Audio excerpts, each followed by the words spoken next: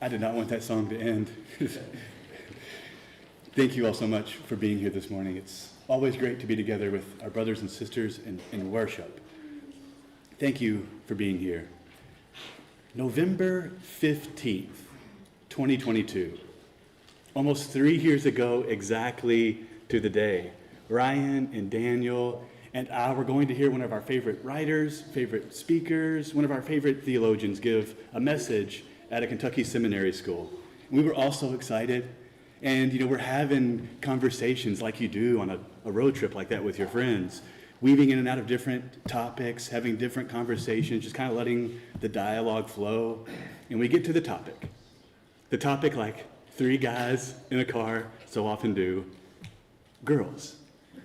Our marriages, our previous relationships, and as much as I love talking about my marriage and my wife, talking about the relationships that preceded the one, it's difficult for me.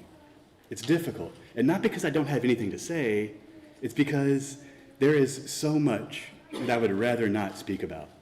So much that I would like to just keep hidden. So much that I don't want seeing the light of day. And so much that would demand the conversation to begin way, way back when I was in elementary school. And I don't want to have that conversation. Not because I don't have anything to say, but because there's so much to say. There's so much to the backstory of those previous relationships. And so the words, they don't really come, but the emotions do. Like I would like to respond, but I can't because there's so many emotions getting in the way of the words I want to communicate. Ryan and Daniel and myself, we had celebrated many times the forgiveness of God in Jesus Christ. But this topic that concerned the person I wanted to be, the person that I wasn't, the person that I have struggled to forgive myself for not being, that area I thought was this untouchable place inside of me. In my mind, that was an area of my life where God's grace couldn't or hadn't touched. And I think we all tend to carry some aspect of our life like this, some place we can't forgive ourselves for, and so we tend to think God can't forgive that either. We all tend to hold some part of our lives like this, whether it's something we're aware of or not, whether it's something we can name or not. We all tend to try to hold some part of ourselves outside of this imagined reach of God's grace. And then you're making a drive with your friends. And someone asks a question on that topic, on your topic, and the words won't come, but the emotions do, because that part of me is a part of me that I don't ever let see the light of day. This whole story about Moses and his encounter with God at the burning bush is about exactly this. It's about how God remembers, how we tend to forget, and the way God gets his work done. So Exodus, we're going to be working through Exodus throughout the rest of the year. And this part of Exodus, when we get to Exodus 3, it's a part that centers entirely on God and on Moses, when God speaks to Moses from this burning bush. And this will come at you in probably one of two ways. God speaking from a bush. It's going to either seem really, really familiar or really, really bizarre. So let's get on the same page. The first 2 chapters of Exodus. The book of Exodus is being intentionally linked back to the book of Genesis. Genesis, the grand story of creator and creation, the human story of origin and meaning and purpose, the story that all of us will find our place within. Exodus sets its opening chapters with deliberate callbacks and links to the book of Genesis. And we'll get there. We'll get to some of those links.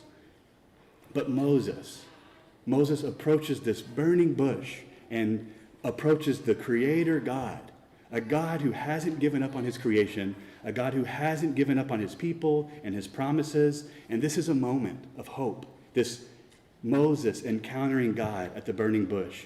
It's a moment of hope set against the backdrop of the most tragic scene in Genesis, where there's other people with God around a tree. And so this time, maybe this time, God's story will unfold differently. Maybe this time, the tragedy of Genesis will be redeemed into an Exodus triumph. So let's start here. This is where we left off last week, the very end of chapter 2. During those many days, the king of Egypt died, and the people of Israel groaned because of their slavery, and they cried out for help. Their cry for rescue from slavery came up to God, and God heard their groaning, and God remembered his covenant with Abraham, with Isaac, and with Jacob. God saw the people of Israel, and God knew. This is one of those callbacks to Genesis. God hearing the cry for help, God hearing the cry for rescue. And if you rewind all the way back to Genesis 4, Adam and Eve, their children, Cain and Abel, you probably remember the part of their lives where Cain kills Abel. The very first act of human injustice in all recorded human history. And at that exact moment of injustice by murder, God's voice breaks into the scene, and he says, "What have you done? The voice of your brother's blood is crying to me from the ground." The point we're going to see is that human injustice makes a sound that God hears. If you keep with the book of Genesis, you'll come to the account of Sodom and Gomorrah, the ancient cities most widely recognized because of their sexual promiscuity and perversity, which is a theme. But the primary theme that's going to link all of these parts of the Bible together is the outcry. The Lord said, because the outcry against Sodom and Gomorrah is great and their sin is very grave, I'll go down and see whether they've done altogether according to this outcry that's come to me. And if not, I will know. So this word, this outcry, Exodus 2, Genesis 4, Genesis 18, the cry is the cry of the distressed. And this biblical theme is about human injustice and sexual perversity. It is a means of human injustice. So is murder. So is slavery and oppression. This biblical theme of human injustice makes a sound that God hears. So notice the emphasis. They cry out for help because of their slavery. They're groaning because of their slavery. And their cry for rescue comes up to God, and God hears the groaning. Why so much emphasis? Because injustice makes a sound that God hears. But notice what this is balanced out with. God's covenant. God has made promises to Abraham and Isaac and Jacob that they would become a great nation, and that this nation, God's nation, would reveal to all the other nations who God is and what God is like. This is God's redemption plan.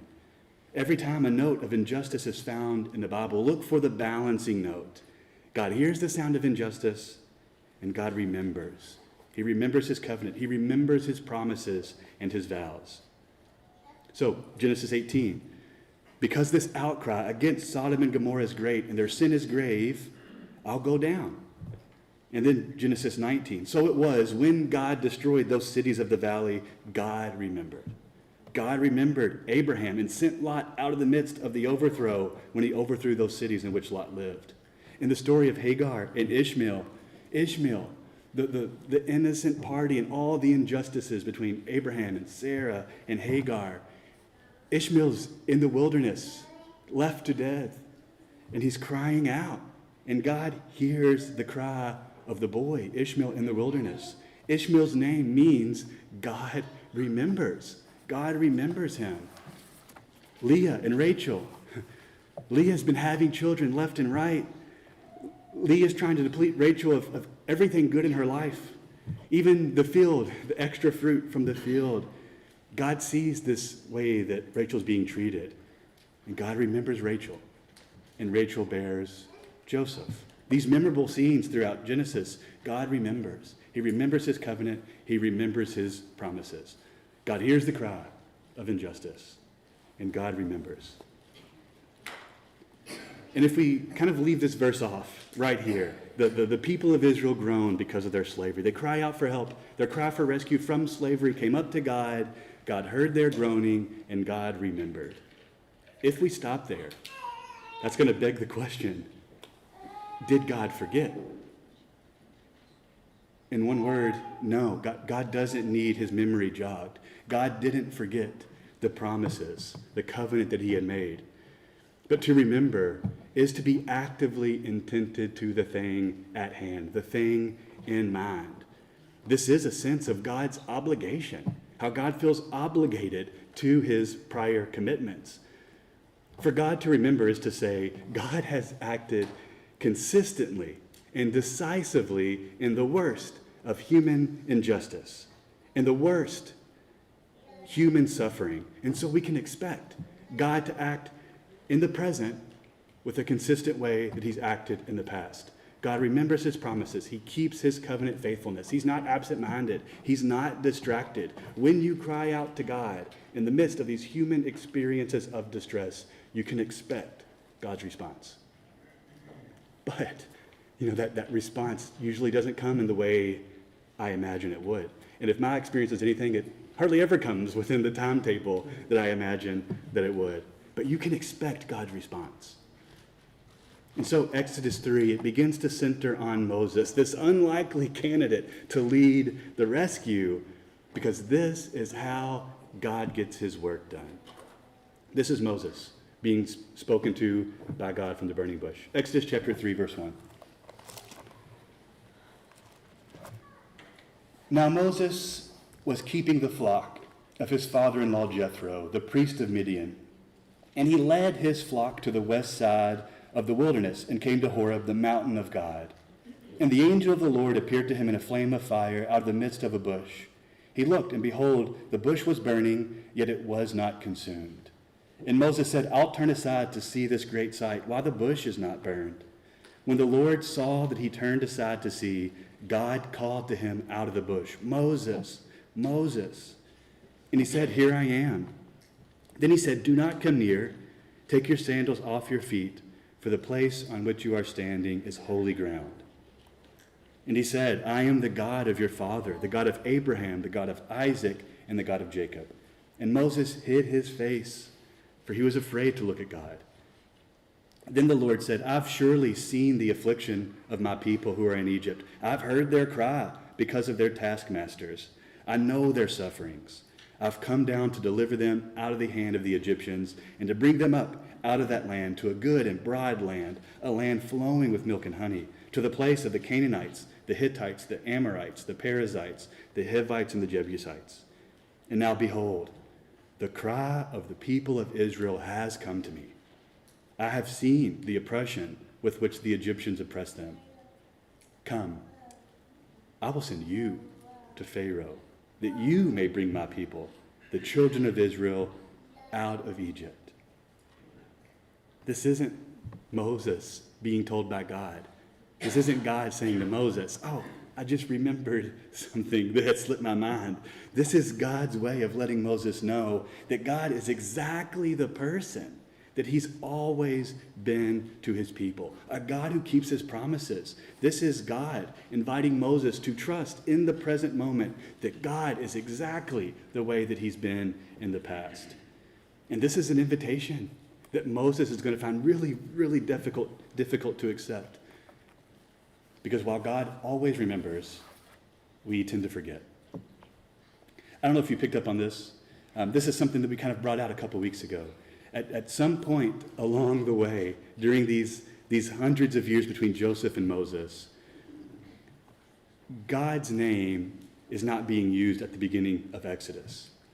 God, the title God is, but God's name is not being used. From Genesis 2 forward, God is revealed through his name, Yahweh, the Lord.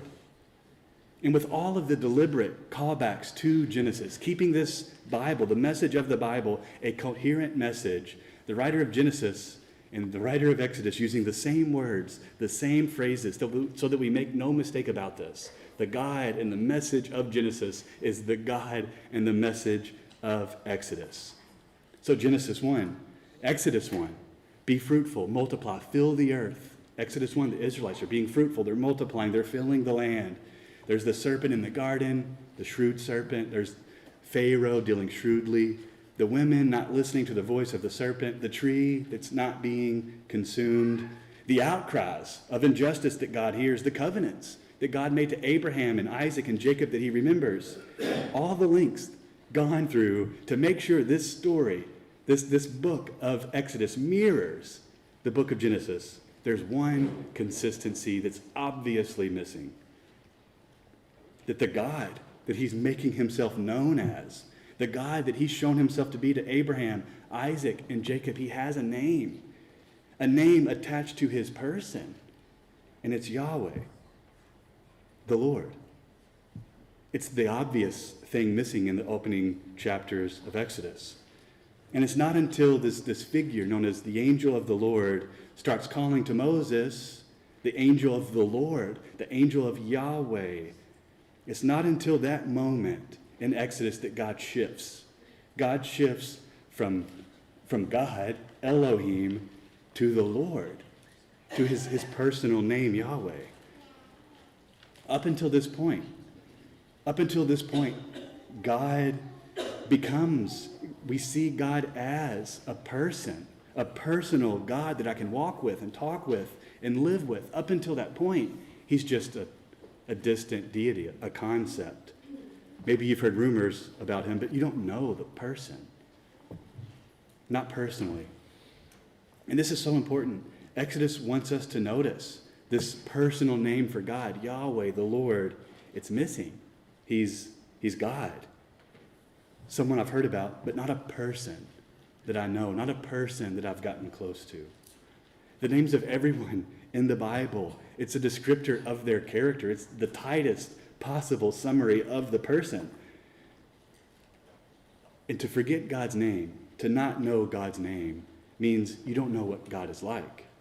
You don't know how God has chosen to relate to us. You don't know who God has already shown himself to be. So Yahweh, the Lord God in Genesis, is replaced with Elohim in those opening chapters of Exodus until the burning bush.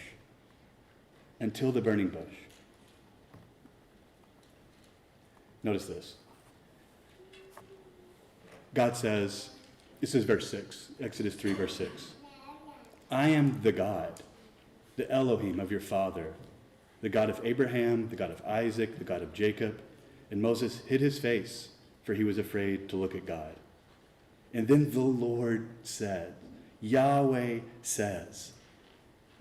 And he's introducing himself as this relatable person, Yahweh. Who God is, his person, his character, his track record. It is back, front and center to the story. And notice what Moses does. Moses says to God, who am I that I should go to Pharaoh and bring the children of Israel out of Egypt? Verse 13, Moses says to God, if I come to the people of Israel and say to them, the God of your fathers has sent me to you, and they ask me, what is his name? What shall I say to them? Moses doesn't know God personally. He doesn't know Yahweh, the Lord. Maybe he's heard rumors about this God, but he doesn't know the person. And so this narrator makes a shift from God to the Lord God, to Yahweh. So it's making a shift from like a title, like Sir or Mr., to a person, like Steve or Joe. And so the Lord is moving in for a moment of closeness and intimacy and revelation of his person, but Moses stays back. And so God repeats himself to Moses. God reveals himself to Moses in the most personal way. God says to Moses, I am who I am. And he said, say this to the people of Israel, I am has sent me to you. God also said to Moses, say this to the people of Israel. Not just the God of your fathers, but the Lord, Yahweh, the God of your fathers, the God of Abraham, the God of Isaac, and the God of Jacob, has sent me to you. This is my name forever, in perpetuity. And thus I am to be remembered throughout all generations. God is causing Moses to begin to see who he is as a person, to remember something very, very important to who God is. His name, his person, his character, who God has continuously shown himself to be. A God who decisively acts when the circumstances look the bleakest. And God is going to send Moses as a representative to make sure everyone knows the name of this God and the kind of God, the name of God who is shepherding the story that they all find themselves in.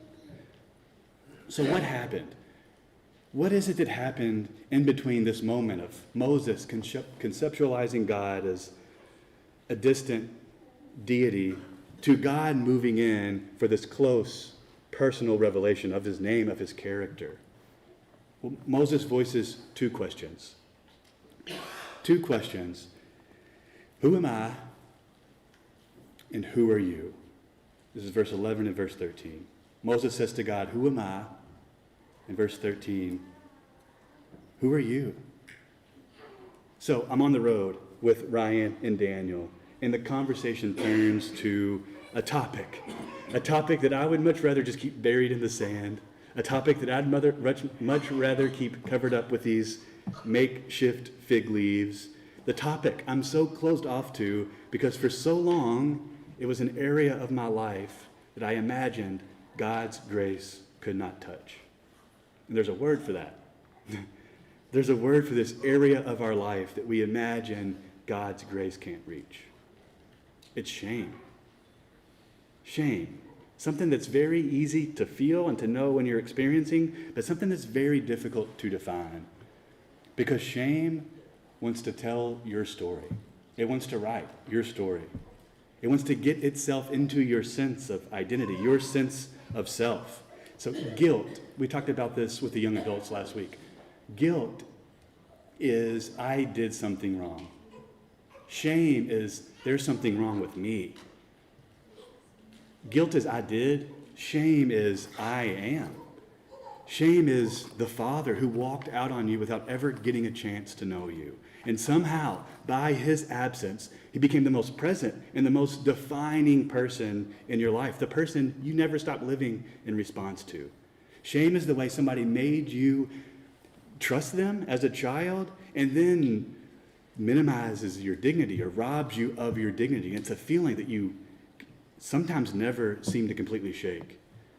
Shame is the part of your family that you learn to hide when you're young. Infidelity between your parents, maybe a parent's addiction, your family's lack, your family's plenty. Shame is the person you never want to become, but you're afraid you just might be. And so you try to define yourself against that sort of person. Shame is a storyteller. And instead of having shame redeemed by the author of life, shame wants to become the author of your life. And shame is a shorthand word for forgetting. Forgetting who I am and forgetting who God is. In the midst of shame, we should ask two questions. The same two questions Moses asked God. Who am I? And who are you? So the first time in my life, I can remember feeling this sense of shame. I was a kid in elementary school, and my best friend's older brother violated me. Like my space, my privacy, my dignity, someone I looked up to, someone I wanted to try to be like, that person for the first and only time violated me. And at that moment, something inside of me just didn't feel safe anymore. Like I no longer knew who I was, and I didn't know now who this person was. That shame. Like I become unrecognizable to myself, and the person becomes unrecognizable to me. Like in that moment, my little developing brain didn't know how to process the complexity of the moment, so I hid it. I buried it. I didn't tell anybody because I didn't want that uncovered. So I didn't tell anyone because I didn't know how to ask these questions. And I now know these are the questions I was looking for answers to. Who am I? And who are you? So decades later, I finally told someone. It was Lauren. I kept it buried for decades. I kept it buried in the sand, hidden behind the fig leaves until Lauren. Until I was finally able to process these questions with someone. Questions aimed less at Lauren and more towards the guy that I just didn't know how to talk to about these things. Who am I? And who are you? The Lord takes those two questions and uses them as an invitation. An invitation to remind us of what he always remembers and what we tend to forget, and that's how God gets his work done. God initiates this conversation with Moses at the burning bush in the most personal way possible. And to see how personal it is, we need to remember Moses' backstory. Born as a Hebrew slave, adopted by the king's daughter, raised in luxury and privilege, but it's all coming on the backs of his own people. He has a complicated family history that he's carrying. And for a while, it seems like he kind of contains the tension that he feels. And then he takes that tension into his own hands and tries to deal with it in his own way. And the tension just spills out in rage as he watches an Egyptian beating an Israelite, an ancestor that he benefited from but never lived among or suffered with. And so he kills the Egyptian. And then the next day, Moses tries to include himself into his people. And his own people say, what are you going to do, kill us like you did the Egyptian yesterday? And suddenly there it is. The thing's known. The thing he tried to hide in the sand, the thing he tried to keep hidden, it's exposed. It's in the open. There's a word for that. Shame. And so he runs. He runs fast and he runs far. He runs somewhere to reinvent himself, somewhere to forget. And that was 40 years ago by the point Moses speaks to him, or God speaks to Moses. It's shame, something that Moses could have carried for days, years, once he realized he's one of the oppressed living in the house, in the palace of the oppressor. And shame may be nipping at his heels all the way to Midian. That meanwhile, in Egypt, God's hearing the cry of his people, remembering the promises he's made, and he acts decisively by calling a man whose shame has been exposed and whose calling has been lost. The Lord saw that Moses turned aside to see. God called to him out of the bush, Moses, Moses. And he said, here I am. And when God is doing this, when God is calling out to Moses by name, he is targeting the pressure point of Moses' identity. Moses, Moses, I know you. You may not know me by name yet, but I know you. Moses, Moses, I really, really know you. I'm the God of your ancestors, the ancestors you can't stand to look at any longer, the ones you ran from. Moses, Moses, I really, really know you. And at this, Moses hides his face because he's afraid to look at God. It's a posture of shame. I mean, Moses wants liberation for his people. He can't stand injustice. He was ready to even lead the revolution, but instead of glory, he gets shame. Who am I? Who am I? And God responds to that with a promise. I'll be with you. Okay, who are you? I'm the Lord. I'm Yahweh, the God of Abraham, Isaac, and Jacob, the God who has made himself known. I'm the God who hears and the God who acts. I'm the God who specializes at shining the brightest in the darkest places and circumstances. I'm the God that you maybe heard rumors about, but have never personally experienced. I'm Yahweh. I'm the Lord. Will you trust? Will you trust that the Lord and the way he acted in the past wasn't for special people at a special time? Will you trust that the God who made himself known in the past is exactly the same God that wants to make himself known to you in the present? Will you trust? Because that's how God gets his work done. He heals the world by healing me and by healing you. You know, God wants to deliver the Israelites from their bondage, from their chains. And so God finds the Israelite who ran 40 years ago, hiding out from everyone. And God intends to act decisively to reveal himself to both the oppressor and the oppressed as the Lord who keeps his promises. And so God finds Moses, a man who might have felt like he has no sense of true belonging anywhere. A man with a heart for injustice but is covered up in his own shame. A man on the run from the past, from his family, from his identity. God hears the cry of injustice. And God calls out to Moses in the most personal way until God can get his attention. Because that's how God gets his work done. Through grace. Grace that overcomes our shame. Grace that covers over, atones for our shame. For all of us here, God's calling on our life is far bigger than any of us have ever imagined, and it's grace. It's only God's grace that will empower you to live that out. Grace that calls out to you on holy ground. Grace that you'll never tire of returning to because you experience it on holy ground. Moses was keeping the flock of his father-in-law Jethro, the priest of Midian, and he led his flock to the west side of the wilderness and came to Horeb, the mountain of God. This mountain of God, this holy ground, it's where God is with Moses. It's the place where God dwells with Moses for so long, Mount Horeb, Mount Sinai. It's the place that Moses is going to go back to over and over again throughout the book of Exodus. The place Moses seems to never get tired of going back to. It's the place where the cloud of God's presence comes down. It's the place where Moses receives the commandments from God a couple times. It's the place where Moses sees God in lightning and in thunder and fire and in smoke. It's the place where Moses receives the blueprints for the tabernacle. It's the place where the God of heaven touches earth. Where once we could stand before God naked and without shame because we had no sin. We can now stand before God naked and without shame. Not because we haven't sinned, but because we've come to realize God's grace is so much more powerful than our shame. God's story is so much more powerful than the one shame wants to write on our lives. This holy ground where we come to know God as a person, not just as a concept. This holy ground for us where our shame and our sin is atoned for, where God's powerful grace encounters us and covers us, is the cross.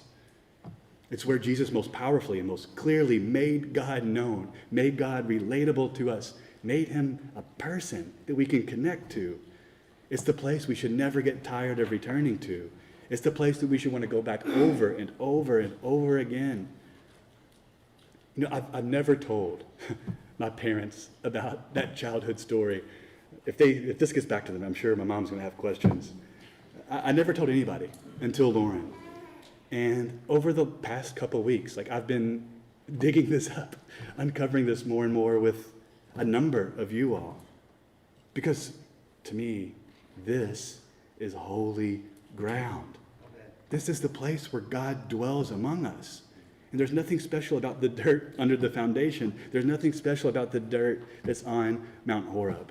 This is holy ground because God is here and he's building us into a holy temple as people filled with his Holy Spirit, because we're trying to base everything we do on this holy God and his holy scriptures. When we come together as saints, as disciples, as children of God, children who never get tired of returning to the cross, there's something holy going on because God is here with us. This is the place to ask these questions. Questions: who am I? Who are you? And those questions less directed at the person in front of us and more directed toward the person, Yahweh, that's above us all. We should never get tired of returning here, or wherever it is that we come together as a family. Because when we come together, God is with us. And that's what makes this place holy ground. An encouragement for anybody younger than myself: talk about experiences, talk about the things you're trying to hide. I mean, there is so much healing and redemption if you open yourself up to God and his answers to those questions. Maybe you've been sitting and hiding something for a long time. There is so much rest in talking these things out, things we've been hiding and keeping covered for years. I would encourage you to talk to somebody and direct these questions toward God with them. If there's anything we can do for you, if there's anything we can help you with, we would love for you to let us know. Talk to one of us if we can in any way help you in your spiritual journey moving forward. For now, Matt, let's stand and sing.